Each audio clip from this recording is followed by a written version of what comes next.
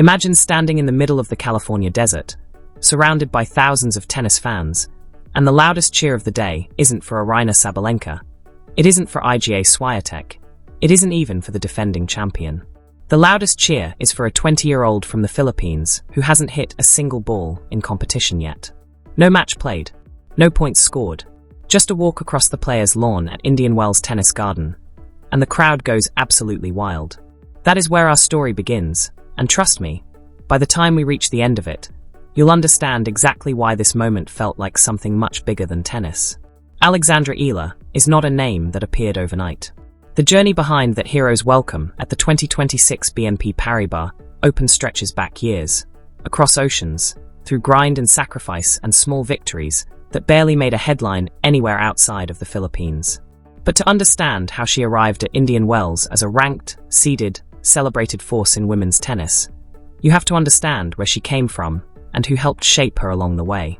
She was born and raised in Quezon City, a country where basketball dominates every conversation, every street corner, every dream. Tennis wasn't a mass sport in the Philippines. It was something practiced behind the walls of private clubs by a small and privileged circle. The idea that a Filipino girl would one day walk into one of the most prestigious tennis events on the planet and be treated like a homecoming queen, that idea would have sounded completely unrealistic to most people. And yet, someone saw it coming. Rafael Nadal, a man with 22 Grand Slam titles and a legacy that extends well beyond his playing career, looked at a teenage girl from Southeast Asia and made a decision that would change the course of her life. He opened the doors of the Rafa Nadal Academy in Mallorca, Spain, and invited her in. Think about the weight of that for a second. Not just any academy. The academy built by arguably the greatest clay court player who ever lived. A man whose entire identity was built on discipline, sacrifice, and the willingness to suffer in pursuit of greatness. That was the environment Eala stepped into as a teenager, thousands of miles from home, learning the game from the ground up under one of the most demanding and respected systems in all of professional tennis. And she didn't just survive it. She flourished. In her junior career, she won back-to-back Grand Slam doubles titles, taking the Australian Open and the French Open in consecutive years. But anyone who follows tennis knows that junior success is a starting point, not a destination. The professional tour is a completely different world. It's faster, more unforgiving, and filled with experienced players who will expose every weakness you have. The transition has broken countless promising careers. Eala knew the road ahead was steep, and she walked it anyway. For years she ground through the lower tiers of professional tennis, stacking ranking points through challenger events and ITF tournaments, absorbing losses and bouncing back, slowly and steadily climbing toward a level where the real opportunities live. And then came Miami in 2025, a moment that changed everything. She entered as a wild card, which in tennis means you weren't even supposed to be there. You didn't earn direct entry through your ranking. You were given a chance, and most wild cards quietly exit in the first or second round. Eala had other plans. She defeated Elina Svitolina. She defeated Madison Keys. She defeated Elena Rybakina.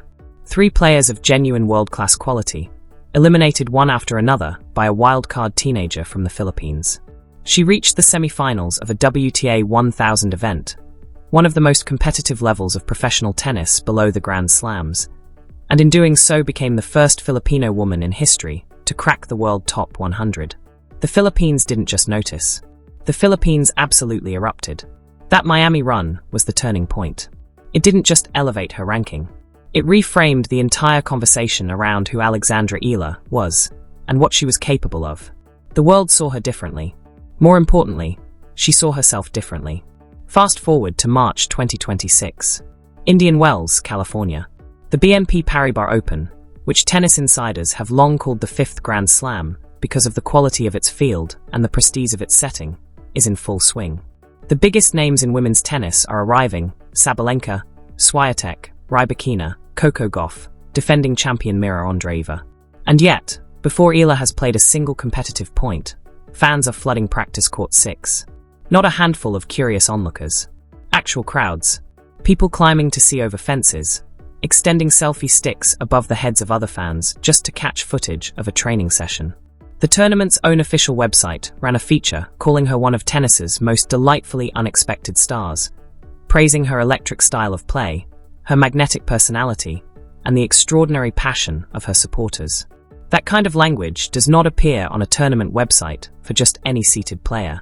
That is reserved for someone who has genuinely moved the needle. Then came the moment that spread across every corner of tennis social media.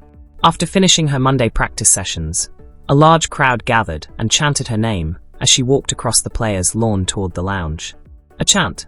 At a practice day, the tournament captured the atmosphere in just 5 words that echoed everywhere online. The Eala effect is real. Filipino fans had traveled to Indian Wells in significant numbers, and one interview captured the spirit of it perfectly. A fan said simply, "We pay only when Alex plays." Not a general interest in women's tennis. Not a broad following of the WTA Tour. Only when Alex plays. That single line spread through every Filipino sports forum and social media page, because it wasn't just one fan saying it. It was the voice of a community that had finally found its player on the world's biggest stages. Eala herself was visibly emotional when she spoke to the media about the reception. She said she had always dreamed of making tennis grow in the Philippines, and now she was bringing an entirely new audience to the sport all around the world. There is something genuinely powerful in that statement. She isn't just competing for titles. She is building something that will outlast any single result. She is a door, and an entire nation is walking through it. Now let's talk about the match, because the welcome was extraordinary, but what happened on the court made it mean even more. Saturday, March the 7th, 2026. Stadium 3 at Indian Wells Tennis Garden. Eala, ranked 31st in the world, faces Diana Yastremska of Ukraine, ranked 52nd. On paper this looked manageable. Eala had beaten Yastremska just months earlier, a clean and convincing result at Eastbourne. But Yastremska came into this match with something to prove, and she made Eala earn every single point. The Ukrainian landed 8 aces, played aggressively from the very first game, and refused to give Eala any comfortable rhythm to settle into. The first set was a tense, grinding affair, with both players breaking each other's serve and trading momentum swings throughout. Eala eventually edged it 7-5, but nothing about it felt easy. The second set swung decisively in Yastremska's direction. She broke early, maintained her lead, and closed it out 6-4 to force a deciding third set. And that third set became one of those matches within a match. The kind that defines seasons and builds legacies. At 4-5, serving to stay alive, Eala was staring down the end of her tournament. The Filipino fans packed into that stadium could feel it. The millions more watching through live streams back home in the early hours of the morning could feel it. And Eala felt it too, which is precisely why what happened next was so extraordinary. She won the next 3 games. She broke Yastremska to level at 5-all, held her serve to take a 6-5 lead, then survived 6 consecutive deuces in the final game before securing the match when a Yastremska forehand landed wide. 2 hours and 43 minutes. Final score, 7-5 for 6-7-5. The fist pump that followed said everything. The stadium erupted. And across the Philippines, in living rooms and on phone screens at 1 in the morning, people who had no business being awake screamed loud enough to wake their neighbors. In her press conference, Eala spoke directly to those fans. She said it meant the world to have that community behind her at such a prestigious tournament, that their willingness to stay up late and brave the cold to support her added to everything she felt after the match. Then she was asked about playing and finishing so late at night, and her answer was pure, unfiltered honesty. She said that by the time she finished her routines and let the adrenaline settle, she had no idea what time she'd be able to sleep, but that this was the life, and she was happy to be there. This is the life. For words. No complaint hiding inside them. No exhaustion bleeding through. Just complete and genuine gratitude from someone who understands exactly how hard she worked to be in that moment. Here is the bigger picture, and it is worth sitting with. 1 year ago, Alexandra Eala was ranked 140th in the world. She was not in the Indian Wells main draw. She was not a seeded player. She was not the subject of feature articles on tournament websites before she had played a point. She was on the outside looking in. In 12 months, she climbed from 140th to 31st in the world. She went from wildcard to fully seeded professional. She became a Nike brand partner, wearing custom gear that celebrated the Philippine national flower. She appeared in Vogue Philippines. She had fans paying for streaming subscriptions exclusively to watch her. And she had an entire nation rearranging its sleep schedule around her match times on the other side of the planet. That is not luck. That is the Rafael Nadal Academy blueprint, producing exactly what it was designed to produce. Players who don't just compete, but players who change the story of their sport.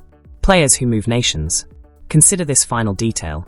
When Eala arrived at Indian Wells in 2026 as a seeded professional with a first-round bye, players she had competed alongside in lower-tier events just a year or two earlier, players like Lulu Sun, Talia Gibson, and Manarach Sawankyo, were still grinding through qualifying rounds just to reach the main draw. The hierarchy had shifted. The girl who once fought for entries into these tournaments had become one of the players the tournament was built around. That is what a genuine breakthrough looks like. Not one viral moment. Not one lucky week. A sustained, undeniable rise that earns its recognition and keeps earning it. Alex Eala walked into Indian Wells in 2026 and received a welcome that nobody predicted, but everyone felt.